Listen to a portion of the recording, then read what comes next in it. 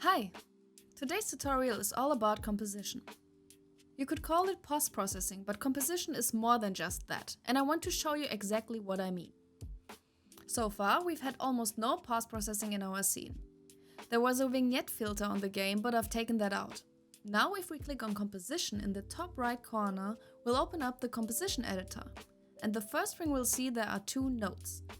One for the camera and one for the output. At the very least, you'll need these two. Without them, nothing will be rendered when using composition. What's important to understand here is that using a composition is totally optional. If you scroll down in your scene settings, you'll find a place where you can choose the camera mode.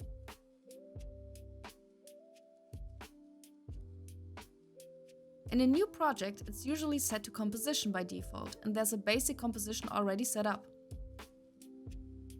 But you could just as easily say, nah, I just want to output my main camera.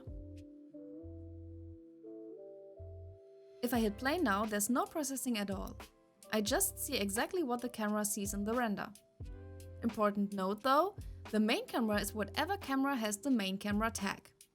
You can have as many cameras as you want with different tags, but you need to pick one and give it the main camera tag.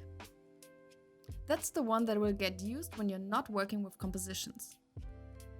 Now, if I switch back to the composition view, I have to set up a composition manually. We're back to the one I already created. At this point, it's no longer obvious which camera is actually being rendered. A composition can include multiple camera nodes. Right now, I only have one, and it references the tagged main camera. But I could add more. You're required to have at least one, but you can use several. Let me add a second one. I also pointed to the main camera, since that's the only one I've got. Now I don't have a way to connect that second camera directly. Let's take a look at the nodes. Each one has these little bubbles on the left and right. Those are the input and output slots. The green ones on the right are the inputs. If I remove the existing connection and click on a bubble, I can drag out a new wire and connect it to any valid input slot.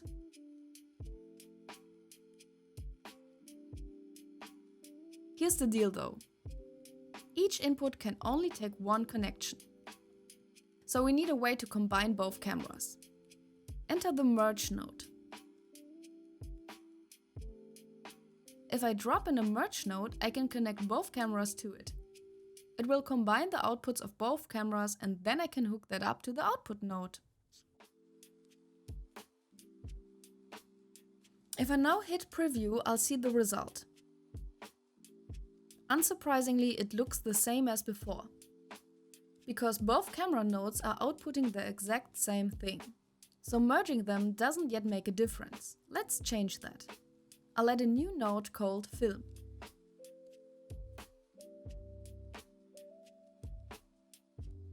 Now I'll rewire things a bit. The first camera goes into the top input like before, the second one goes into the film node and that connects to the merge.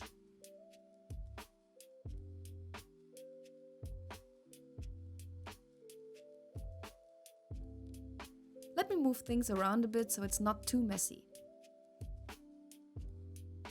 Now in the film node, I'll turn on some settings. Grayscale, some noise and a few scan lines.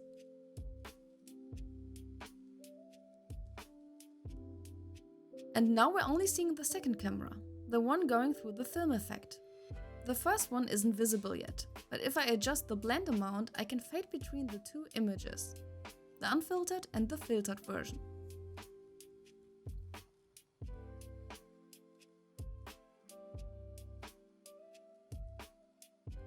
But blending isn't the only option. I could also shrink one image down or shift it around. That way I can do a picture-in-picture setup. And that's why this is called composition, because it's way more than just post-processing. You can mix and match different camera outputs and treat them in completely different ways. Let's add a blur effect.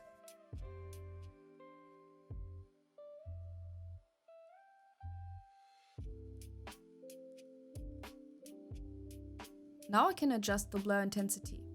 Alright, those are the core basics for now. Let's build a slightly more complex example. you'll notice the camera actually has more than just the color output. It also has depth, normal, and something called camera output. What's all that for? Let me show you an effect that uses these. It's called Screen Space Ambient Occlusion, or for short SSAO. This effect doesn't even need the color input. It just uses depth, normals, and the camera input. Let me wire that up real quick and connect the output.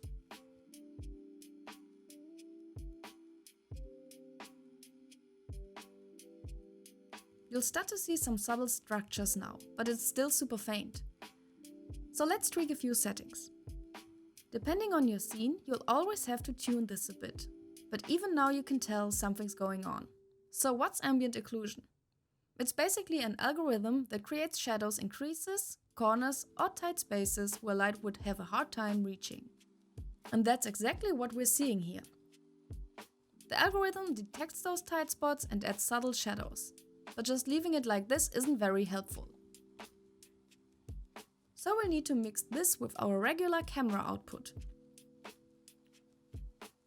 I'll add another merge node and hook up the main color output of the camera plus the AO output.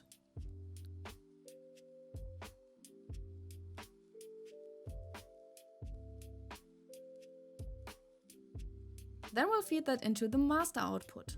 For blending, we'll change the mode from alpha to multiply.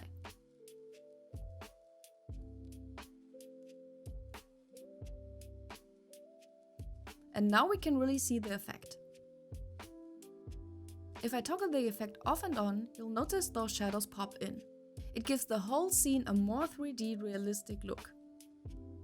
Alright, for the last example, let's take a look at some more classic post-processing. We'll start with chromatic aberration. This simulates lens distortion, especially around the edges of the image. You can tweak it per color channel if you want, or just apply it uniformly.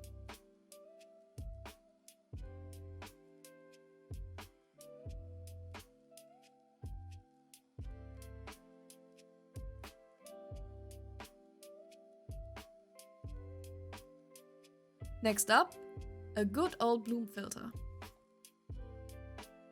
Let's throw that on too. As you can see, it makes bright parts of the image glow. You can adjust the strength, radius and threshold, basically how bright something needs to be before it starts to bloom.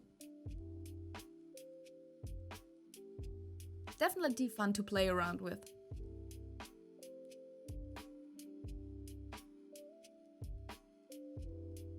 And finally, let's add a vignette effect.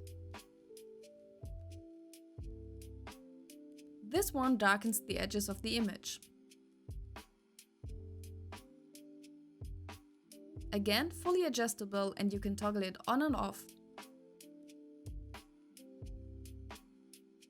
As you can see, you can create some really cool looks with just a few nodes. And there are a ton more effects in the list, so go ahead and try them out. It's a lot of fun. So, that's it for today's episode. Next time, we will take a look at how to set up a gamepad for your game. Until then, stay tuned!